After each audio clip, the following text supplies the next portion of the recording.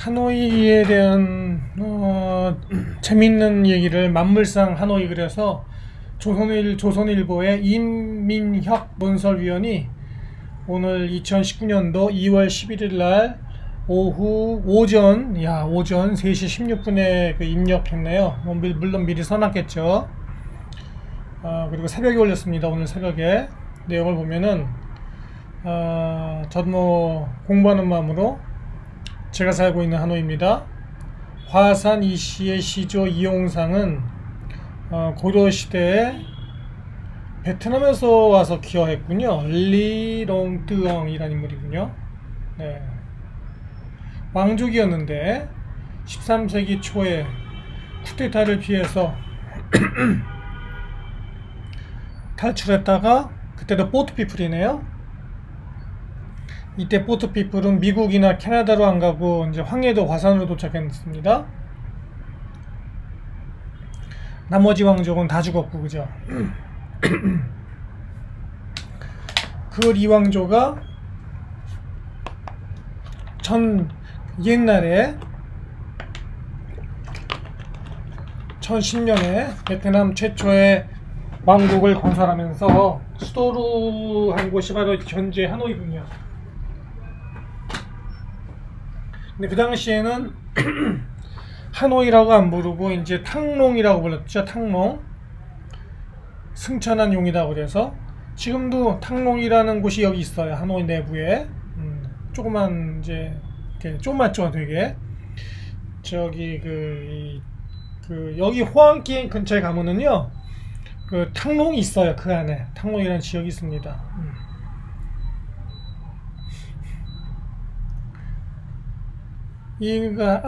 하노이는 한자로 한해다, 강의 안쪽이다 이런 뜻이고, 한문이고, 홍강, 서울에 한강이 있다면 하노이는 홍강이 있죠. 홍강 상박주에 위치한 강의 도시라는 의미이고 비옥하지요. 베트남전 막바지인 1972년 12월에 미군이 B-52 폭격기를 동원해서 폭격을 엄청 했으나 4만 톤을 투여했으나 사상자는 1300여 명이 불과했다. 워낙 땅굴 생활에 익숙했기 때문이다. 뭐 땅에다 가서 박혀있으니까, 그죠? 이 베트남인들의 끈질김은 뭐 대단합니다. 전쟁 당시에 미 해군 폭격기 조종사였던 맥케인 미 상원 의원이 추락한 곳이 하노이의 쭉바코래요. 여기 제가 있는 곳에서도 쭉바코가 바로 옆입니다. 쭉바코는 뭐로 유명하냐면요, 쭉방 맥주로 유명해요. 여기 보통 하노이는 하노이 맥주 알고 사이공은 사이공 맥주 있잖아요. 그런데 사실 약간 이게 체코식 맥주 맛이 나는 맥주가 하나 있는데 쭉방 맥주예요. 쭉방 맥주. 그 사이공 맥주나 하노이 맥주하고 맛이 좀 약간 달라서 좀 강한 편입니다. 좀 더 비쌀 거예요, 아마 이 쭉방 맥주가. 그래서 맥케인은 이후 호아로 수용소에서 5년 반 동안 포로 생활을 했는데, 여기가 뭐 고문과 구타로 악명이 높았다고 그럽니다. 미군들은 반어법으로 하노이 힐튼이라고 불렀다. 그 당시에는 힐튼 호텔이 없었으니까. 근데 지금은 하노이 힐튼 호텔이 있습니다.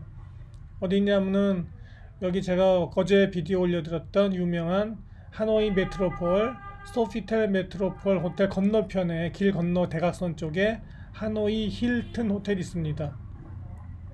여기에 한국인들도 많이 묵어요. 가격이 5스타하고 좋은데 가격이 좀 저렴한 편이거든요. 안에도 괜찮아요. 그래서 여기 하노이 힐튼이 지금은 있습니다. 이때는 없었는데.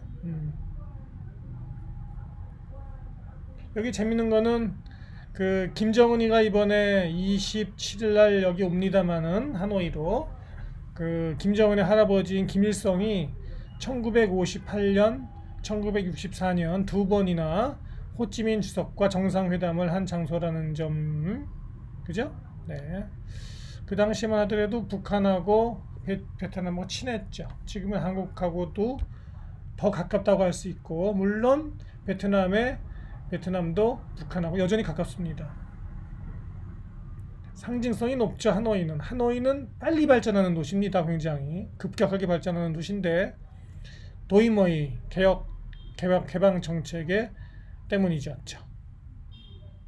그래서 미국과의 관계를 급전환시킨 굉장한 정치적인 상징성이 있는 곳이다. 이렇게 여기도 적었네요. 또한 반면에 프랑스, 미국 등 서구와 싸운 사회주의 성지이기도 때문이다.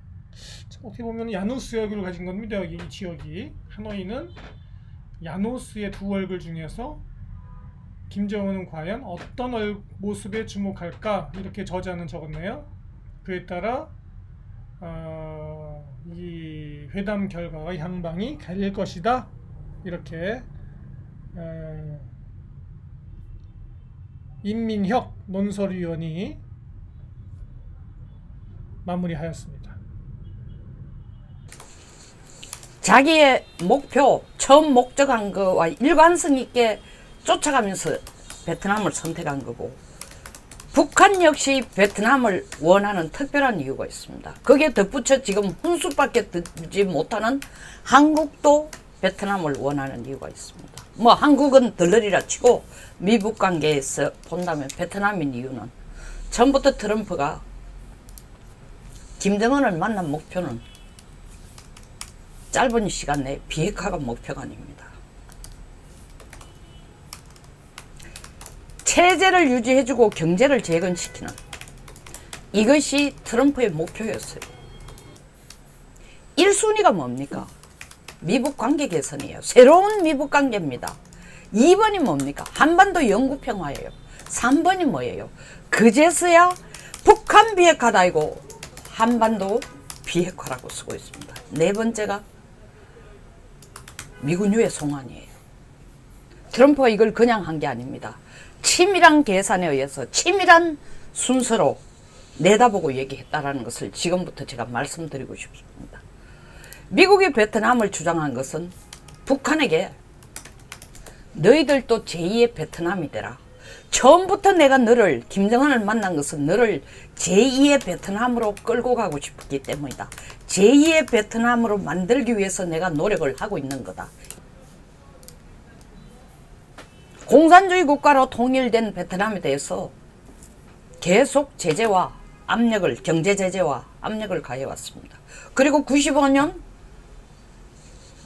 관계 정상화가 되자 그때부터 미국은 베트남에 관심을 가지기 시작합니다. 어떤 관심? 64년에 전쟁을 시작할 때와 같은 관심.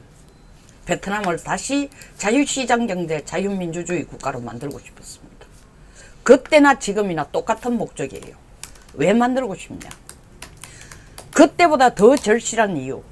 그때는 소련이 공산주의고 중국이 공산주의였지만 공산주의의 힘이 그렇게 강하지, 중국의 공산주의 힘이 그렇게 강하지 않은데 지금은 중국을 견제하기 위해서 베트남을 반드시 껴안아야 되는 겁니다. 그래서 IMF 회원도 만들어주고, 물론 그건 79년에 됐습니다. 세계은행. 사회주의 공화국의 모습으로 남아있지만 베트남에게 새로운 개방개혁의 경제모델, 도이모이라는 경제개발형으로 가도록 미국이 직간접적으로 지원을 해주기 시작합니다. 2000년 클린턴이 베트남을 방문하고, 또 2016년 오바마가 방문하고, 그리고 최근에 들어서는 베트남이 러시아에게서만 사오던 무기를 미국으로부터 P3 초계기도 사가고 F-16도 사가고 구축함도 달라 그러고. 지금 베트남의 입장은 뭐냐? 경제적으로는 제1 파트너가 중국이에요. 두 번째가 미국입니다. 경제적으로 베트남이 중국으로부터 완전히 자유로울 수는 없어요.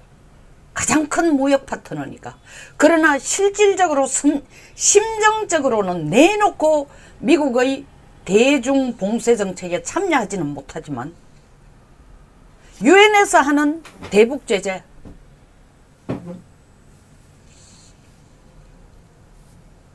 전부 찬성표를 들고 있습니다. 그리고 재밌는 것은 2017년 베트남 내에서 여론조사를 했습니다. 세계에서 가장 좋아하는 나라가 어디냐? 91%가 미국이 나왔습니다. 가장 싫은 나라가 어디냐? 84%가 중국이 1위로 나왔습니다. 경제적으로는 아직까지 독립할 수 있는 강대국의 수준에 이르지 못하고 중국과의 경제관계를 유지해가는 베트남으로서 내놓고 중국을 싫어할 수는 없지만, 그리고 2015년 국방장관이 미국에게도 노골적으로 얘기했습니다. 카트 국방장관이 베트남 국방장관을 만났을 때에 우리는 미국과 중국 한 중간에 서 있다. 양쪽 똑같은 관계를 유지한다라고 얘기했지만 심정적으로 보면 미국에 훨씬 가까워집니다. 베트남이 지금 추진해가고 있는 건 체제 유지와 경제 재건이에요. 그걸 미국이 도와주고 있습니다. 어떻게 하기 위해서? 궁극적으로 자기 편으로 베트남을 완전히 끌어들이기 위해서. 그 가는 과정에서 베트남의 지금 위치는 최소한 내놓고 미국을 배척하고 밀어내고 완전 중국적으로 편향만 하지 않아도 시간이 지나면 베트남은 중국보다는 우리 쪽으로 가까워질 수 있다. 더더구나 베트남하고 중국과는 영토 문제, 스프래틀리 군도라든가, 파라셀 군도라든가, 이거 정말 베트남 내에서 남북 간의 전쟁이 정신없을 동안에 중국이 전쟁 도와주는 것처럼 해서 들어와가는 슬쩍슬쩍 자기 땅으로 다 가져간 겁니다. 그 중국에 대한 감정이 아주 안 좋아요. 서서히 이 나침반의 바늘이 미국 쪽으로 많이 기울어지는 거예요. 조심스럽게 베트남을 도와주고 있습니다. 완전 자기 편으로 끌어들이기 위해서. 똑같은 전략으로 북한에게도 최소한 중국, 지금 당장 아니라도 최소한 완전 중국에 들어붙지 말고 미국과 중국 중간에만 서서 사회주의 공화국으로서 베트남처럼 개방개혁을 하면서 체제 유지는 현 상태로 해가면서 경제 재건을 할 수 있다면 미국이 그 역할을 지원하겠다. 두 번째, 북한 역시 베트남을 중국의 개방개혁 모델이 아닌 베트남을 자기들의 개방개혁의 모델로 삼고 싶은 거예요. 사회주의 공화국으로 남아있으면서 실제로 변한 모습. 그러니까 작년에도 외무상이 왔다 갔어요. 작년 11월에도 베트남 왔다 가고, 김정은 자신도 그 얘기를 되풀이하고 있어요. 베트남의 개방개혁 모델을 배우고 싶다. 미국은 북한이 베트남을 따라가고 싶다면 미국은 만세를 부르는 겁니다. 그것이 미국이 정확하게 노리는 거니까. 베트남을 껴안는 것이 미국으로서는 지전략적으로, 지정학적으로 대어를 낚는 거죠. 마찬가지입니다. 북한을 베트남과 같은 역할, 중국과 미국의 중간 정도만 서게 하는 것에서 서서히 시간이 지나면 미국 쪽으로 가까워지는 자유시장 경제, 자유민주주의가 된다면은 한반도 전체에 대해서 그때쯤 돼가는 주한미군 문제, 핵 문제 훨씬 더 편하게 논의할 수 있다고 생각하는 거예요. 한국으로서는 베트남인 이유가, 그러니까 지금 이번에는 김정은은 갔어. 트럼프와의 만남도 있지만 58년 할아버지 김일성이 베트남을 가고 난 뒤에 60년 만에 국가원수가 처음 가는 거예요, 북한이. 뿐만 아니라 월남전 때는 북한이 베트남을 도왔어요. 중국보다 더 많이 지원하고 도왔습니다. 그러다가 캄보디아하고 베트남이 전쟁이 붙으니까 캄보디아하고 더 가까운 북한이 베트남을 지원해주지 못하고 사이가 멀어지기 시작한 겁니다. 그러다가 그 사이가 조금 괜찮아지는 것 같더니 92년에 한국과 베트남이 수교를 하고 나니까 완전 거의 그 관계가 꽁꽁 얼었는데, 최근에 북한이 베트남에 대한 관심을 많이 보이고 있어요. 김정일이 죽기 전에도 그때부터 베트남에 대한 관심을 가졌습니다. 저게 우리가 갈 수 있는 모델이야. 중국 모델하고는 좀 달라.